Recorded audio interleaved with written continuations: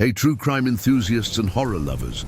If you love chilling tales of mystery and terror, hit like, subscribe, and turn on notifications so you never miss a story. Now let's dive in. Tonight, we're unraveling the haunting mystery of the lost boy of Black Hollow Road. This story isn't just terrifying, it's deeply unsettling because even now the truth remains buried in shadow. Was it a tragic accident, a sinister crime, or something far darker? Let's find out. In the fall of 1987, in the quiet town of Grayson, Pennsylvania, 11-year-old Jacob Maddox disappeared without a trace. Grayson was the kind of place where nothing bad ever seemed to happen. People left their doors unlocked, kids played outside until the streetlights came on, and everyone knew everyone else. But Jacob's disappearance changed that forever. It happened on a crisp October evening. Jacob had been riding his bike along Black Hollow Road, a narrow, winding lane that snaked through the edge of the dense Black Hollow forest.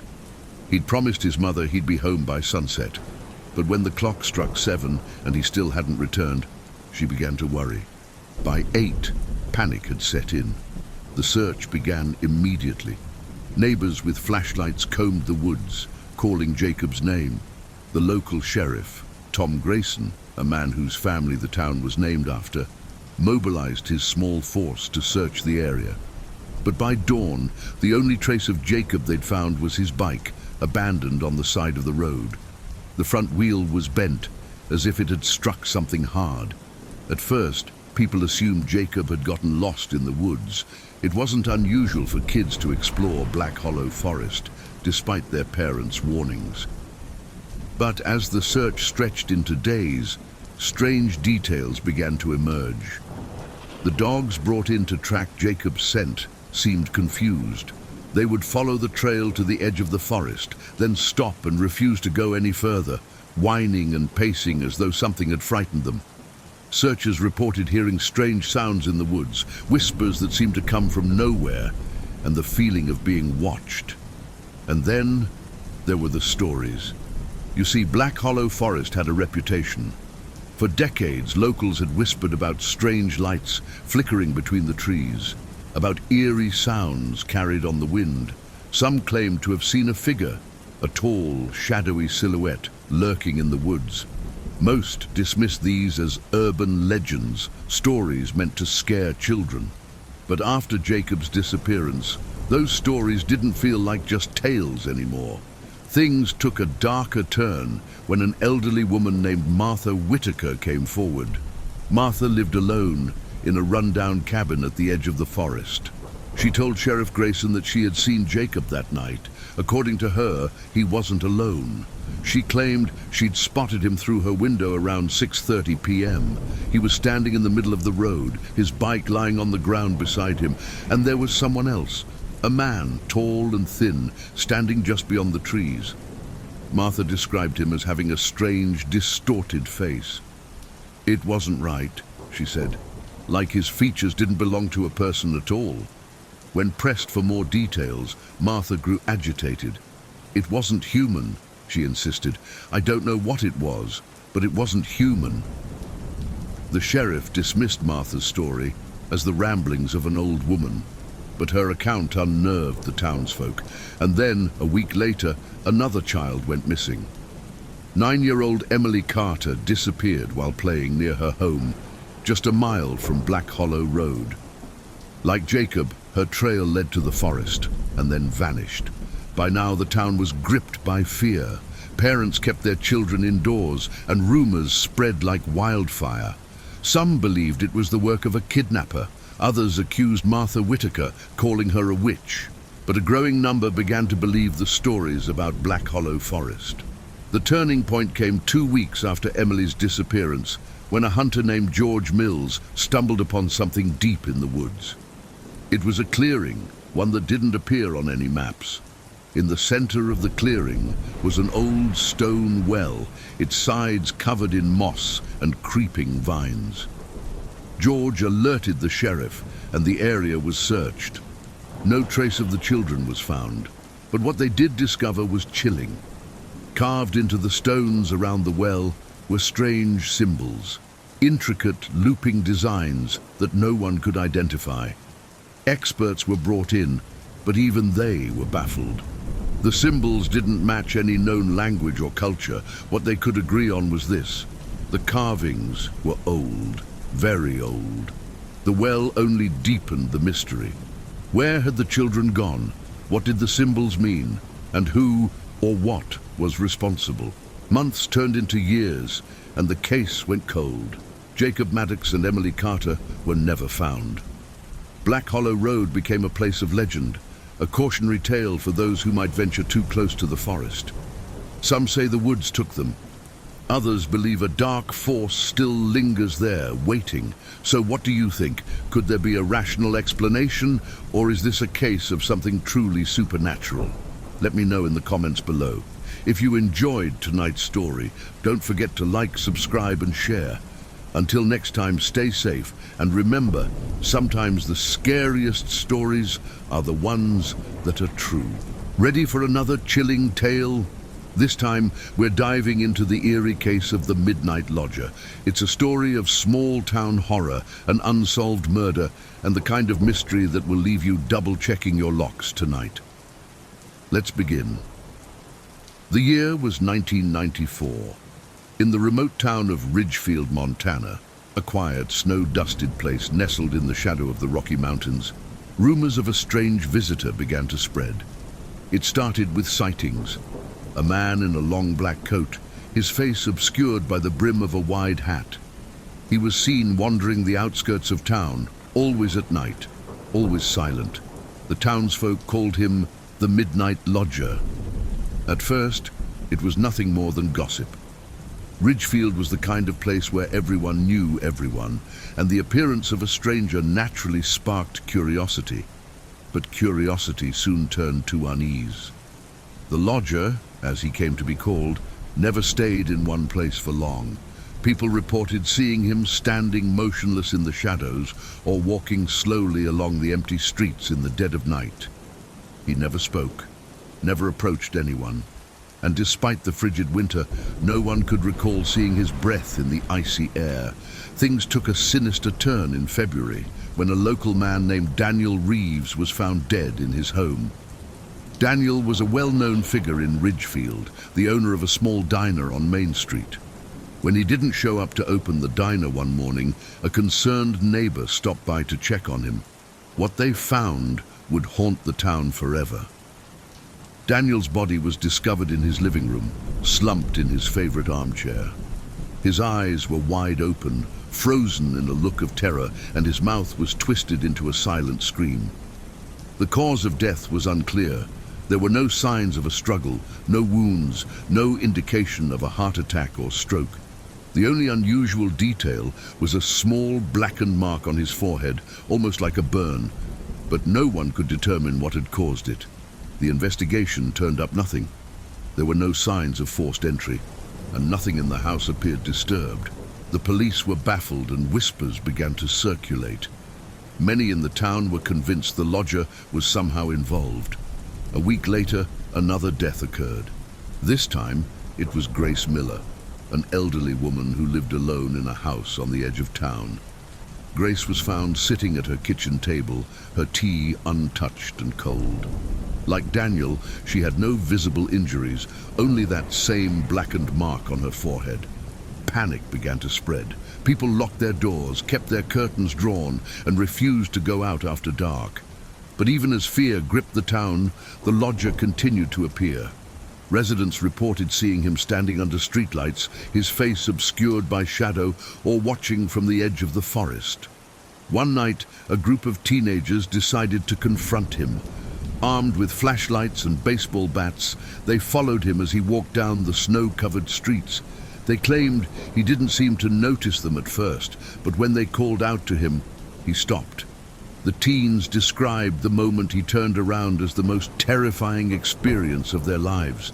His face, they said, was pale and featureless, as if it had been smoothed over like wet clay.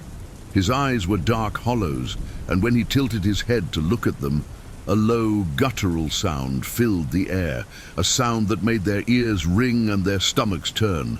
They dropped their flashlights and ran, swearing never to go near him again. By the end of February, Ridgefield was in chaos. People were leaving town, businesses were closing, and the streets were eerily empty. Then, just as suddenly as he had appeared, the lodger was gone. The deaths stopped, and life in Ridgefield slowly returned to normal. But the mystery of the Midnight Lodger was never solved. Who or what was he? Why did he target those specific victims, and what was the meaning of the strange mark he left behind? Some believe he was a drifter, a man with a dark past who brought his curse with him.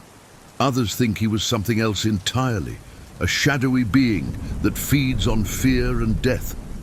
To this day, the town of Ridgefield refuses to talk about the lodger. His story has become a whispered legend, a warning to those who might wander the empty streets at night. So, what's your theory? Was the Midnight Lodger a man, a myth, or something far more sinister? Let me know in the comments. And if this story kept you on edge, don't forget to like, share and subscribe for more tales of true crime and horror. Until next time, stay safe and remember, the most dangerous monsters are the ones you don't see coming. Let me tell you about the Vanishing at Ridgeway Motel. It all started on a rainy night in November 2003. The Ridgeway Motel was a small, rundown place on the outskirts of St. Clair, Michigan. With its flickering neon sign and peeling paint, it was the kind of place people only stopped at when they had no other choice. Most nights, only a couple of rooms were rented out, and the parking lot was eerily empty. That night, the motel's manager, Paul Grayson, checked in a single guest, a young woman named Emma Harper. Emma was in her mid-20s, with a nervous demeanor and a small duffel bag slung over her shoulder. She paid in cash for a single night and requested a room far from the highway noise. Paul assigned her to room 6, handing her the key with a polite but distracted smile. Emma never checked out. The next morning, Paul noticed her car still parked outside. Checkout time came and went, but Emma didn't appear. Thinking she'd overslept, Paul knocked on the door to room 6. When there was no answer, he used his master key to enter. What he found would haunt him for the rest of his life. The room was empty, not just of Emma, but of everything. The bed was perfectly made, as if it hadn't been slept in. There were no belongings, no signs that anyone had stayed there at all. Even the bathroom was spotless. It was as though Emma Harper had never existed. Confused, Paul checked the motel's surveillance footage. The camera overlooking the parking lot clearly showed Emma arriving the night before, her car pulling into the lot. It showed her walking to room 6, unlocking the door and stepping inside. But there was no footage of her leaving. The camera facing the room's entrance recorded nothing but hours of rain-soaked darkness. Paul called the police. When officers arrived, they searched the room thoroughly, but found no evidence of foul play. Emma's car was impounded and inspected, but it yielded no clues, no ID, no phone, not even a stray receipt. Her registration led to a dead end. The car had been purchased under a fake name. It was as if Emma Harper had erased her identity before vanishing into thin air. The investigation quickly stalled, but the mystery of room 6 didn't end there. 2 weeks later, a traveling salesman named Doug Morgan checked into the same room. Like Emma, he paid in cash and kept to himself. Doug was last seen by the night clerk, who remembered him asking for an extra blanket. The next morning, Doug was gone, but his belongings were still in the room. His suitcase, half unpacked, lay open on the bed. His wallet and keys were on the nightstand untouched. Even his shoes were neatly placed by the door. But Doug himself was nowhere to be found. The police were called again, and this time they dug deeper. They searched every inch of the room, pulled up the carpet, checked the vents, and even removed a section of the wall. Nothing. Doug Morgan had disappeared without a trace, just like Emma Harper. By now, the Ridgeway Motel had gained a reputation. Guests began to avoid it, and those who did stay refused room 6. Paul, desperate to keep his business afloat, considered closing the room entirely, but curiosity got the better of him, and he decided to stay there himself one night to see if anything unusual would happen. Paul didn't disappear. Instead, he experienced something even stranger. That night, he woke abruptly around 3 a.m. to the sound of muffled voices. It was faint at first, like a conversation taking place just outside the door. Paul got up to investigate, but when he looked out, the parking lot was empty. He returned to bed, but the voices continued, growing louder and more distinct. Paul described hearing a man and a woman arguing, their words sharp and frantic, though he couldn't make out exactly what they were saying. Then, abruptly, the voices stopped, replaced by an oppressive silence. The air in the room felt heavy, almost suffocating. Paul didn't sleep for the rest of the night. The next morning, he found something that hadn't been there before, a single damp footprint in the middle of the room. It was too large to be his, and the water seemed fresh, though it hadn't rained since the previous evening. Paul boarded up room 6 the same day. Despite his efforts to forget what had happened, the stories persisted. Locals claimed the land where the motel was built had a dark history, rumors of an old farmhouse that burned down in the 1940s, taking its inhabitants with it. Others whispered about a missing woman from decades earlier, last seen near the property. The Ridgeway Motel eventually shut down, but room 6 remains a topic of fascination. Urban explorers and paranormal investigators have visited the site, though few have dared to enter the infamous room. Those who do report strange sensations, cold spots, disembodied voices, and the overwhelming feeling that they're not alone. To this day, Emma Harper and Doug Morgan's disappearances remain a chilling mystery. Was room 6 cursed by something sinister, or were these unconnected tragedies? What's your theory? Paranormal, or something explainable? Share your thoughts in the comments. And if this story gave you chills, like, share, and subscribe for more true crime and horror. Until next time, stay safe and avoid room 6. Now let's step into another chilling tale, one shrouded in whispers and unanswered questions. This is the story of the Silent Watcher of Ashton Creek. Ashton Creek is a small, forgotten town tucked away in the heart of Oregon's dense forest lands. It's the kind of place with no stoplights, where the only sounds are the rustle of leaves and the occasional rumble of a passing truck. But for decades, the town has harbored a dark legend, one the locals are reluctant to discuss. It all began in 1978, when a family of 4 moved into an old farmhouse on the outskirts of town. The Martins, Tom, his wife Diane, and their 2 children, 12-year-old Sarah and 9-year-old Ben, were looking for a fresh start. The house, though weathered and creaky, offered plenty of space and came with acres of land. The price was almost too good to be true. For the first few weeks, life in Ashton Creek was idyllic. The children explored the woods, Diane planted a garden, and Tom worked on repairing the house. But then strange things started happening. It began with the feeling of being watched. Diane was the first to notice it, a prickling on the back of her neck whenever she was alone, as though unseen eyes were fixed on her. Tom dismissed it as nerves, but soon he felt it too, especially when working outside.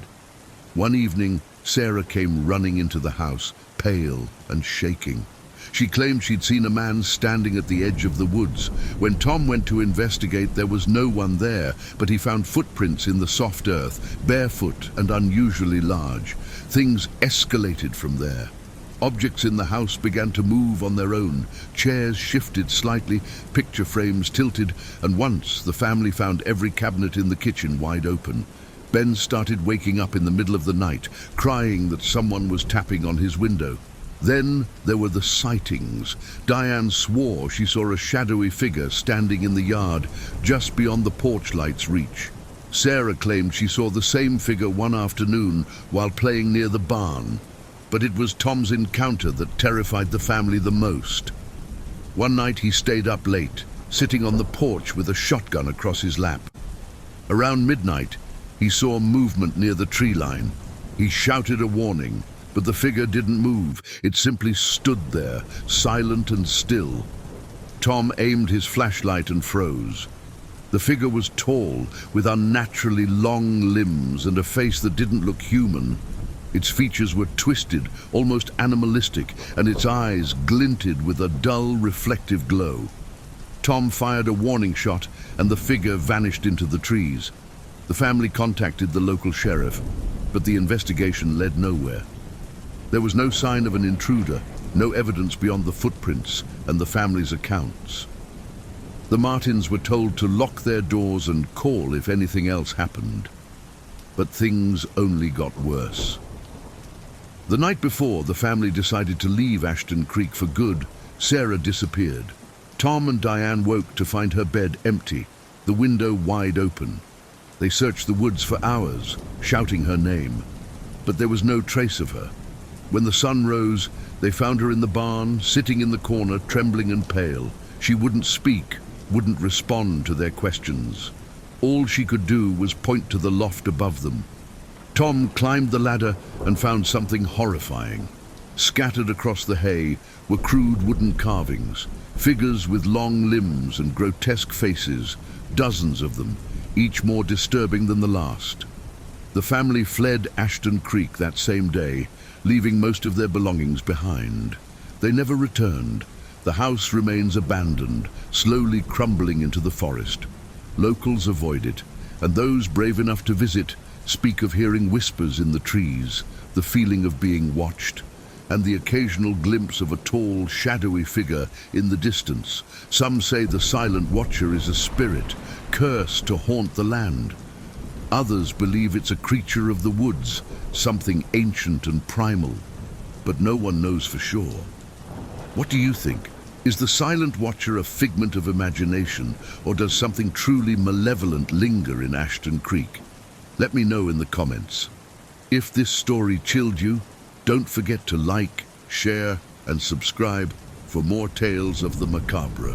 Until next time, stay safe and don't linger too long in the shadows. Let me tell you another tale, one whispered in fear and barely recorded in local lore. This is the story of the Well of Whispers. In the remote countryside of Maine, hidden behind a grove of birch trees, lies an ancient crumbling well. Locals call it the Well of Whispers, and for good reason. Those who have dared to visit claim it holds something more sinister than just stagnant water. The first recorded incident tied to the well dates back to the 1930s. A farmer named Walter Griggs owned the land it sat on, but he avoided the area altogether. According to his journal, discovered years after his death, he described hearing faint whispers whenever he passed near the well. He couldn't make out the words, but they chilled him to the bone. Walter's fears came to a head one summer when his youngest daughter, Abigail, disappeared. She was last seen playing near the birch grove, her laughter echoing through the fields. When she didn't come home, Walter and his neighbors searched for days, combing every inch of the land. It was Walter who found her.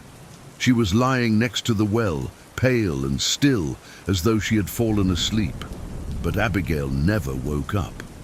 The doctor couldn't explain her death. There were no injuries, no signs of illness.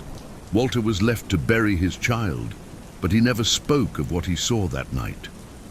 Rumors swirled that Walter had heard whispers coming from the well as he carried Abigail's body home. He sold the farm the following year and left the town for good. The land changed hands several times over the decades, but no one stayed for long. Strange occurrences followed each new owner. Livestock would go missing, pets would refuse to go near the grove, and in one particularly chilling case, a visiting relative was found standing by the well in the middle of the night, staring into its depths. When asked what they were doing, they simply muttered, "It's calling me." By the 1970s, the land was abandoned. But the well remained a source of fascination for thrill seekers and paranormal enthusiasts. Many who visited claimed to hear the whispers Walter described, soft, almost human, but impossible to understand. Some said the whispers seemed to come from deep within the well, while others insisted they heard them right next to their ear. One group of college students decided to explore the well in 1984. Armed with flashlights, ropes, and a tape recorder, they lowered a camera into the darkness.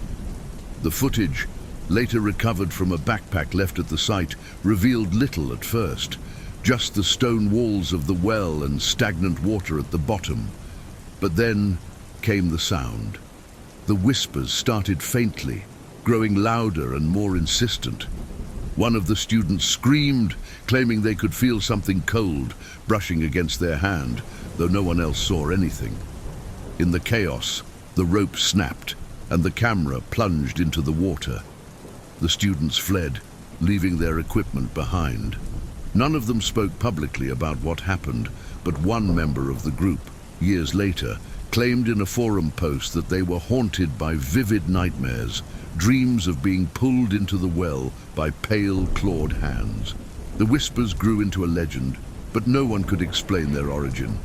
Some locals believe the well was used as a dumping ground for bodies during the 1800s, while others insist it's a portal to something dark and otherworldly. The land around the well remains untouched to this day, overgrown with weeds and shrouded in silence. Those brave enough to visit swear the whispers grow louder as you approach, and a few have claimed to hear their own names spoken in the wind. What secrets does the Well of Whispers hold? Is it a trick of the mind, or something more sinister waiting in the depths? Let me know what you think in the comments below. And if this story gave you chills, don't forget to like, share, and subscribe for more eerie tales of true crime and horror. Until next time, stay safe and be careful what calls you in the night.